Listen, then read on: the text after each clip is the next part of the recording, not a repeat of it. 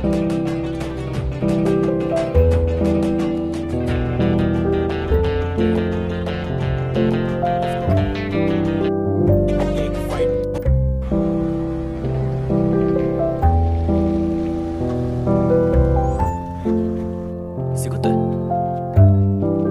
Sir. Sir, ನನ್ನ ಹೆಸರು Preetham Parker ಅಂತ. ಮತ್ತೆ ಇವರು ನನ್ನ ತಾತ. ನಾವು ಒಂದು FIR ಹಾಕಬೇಕಿತ್ತು ಸರ್. ಏನಾಯ್ತು ಅಂಕಲ್? ನನ್ನ ಒಂದು ಟೇಪ್ ರೆಕಾರ್ಡರ್ ಕಳ್ತನ ಆಗಿದೆ. ಹೌದಾ? ಇನ್ನೇನು ಕಳ್ತನ ಆಗಿದೆ? ಅದರಲ್ಲೊಂದು ಕ್ಯಾಸೆಟ್ ಇತ್ತು.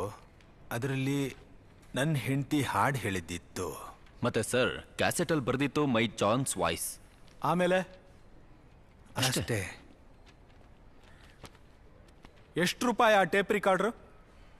1982ರಲ್ಲಿ ನಾನು ತಗೊಂಡಿದ್ದೆ.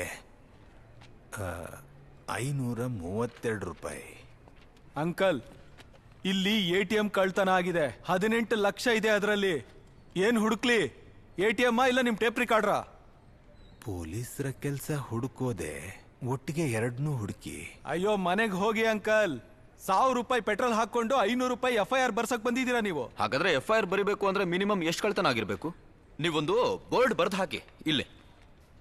ಏಯ್, ನಿಮ್ ತಾತನ ಕರ್ಕೊಂಡು ಇಲ್ಲಿಂದ ಮೊದ್ಲು ಹೊರಡೋ. ನಡಿ. ಏನ್ ಮಾತಾಡ್ತಿದ್ಯಾ? ಏನ್ ಹೇಳ್ತಿದ್ಯಾ ನೀನು? ಏನೂ ಆಗಿಲ್ಲ, ಪರವಾಗಿಲ್ಲ. ತಾತ, ನೀವು ಮನೆಗೆ ಹೋಗಿರಿ, ನಾನು ಸ್ವಲ್ಪ ಹೊತ್ತಲ್ಲಿ ಬರ್ತೀನಿ. ಓಕೆ ಮಗನೇ, ಗಲಾಟೆ ಮಾಡಬೇಡ. ಓಕೆ.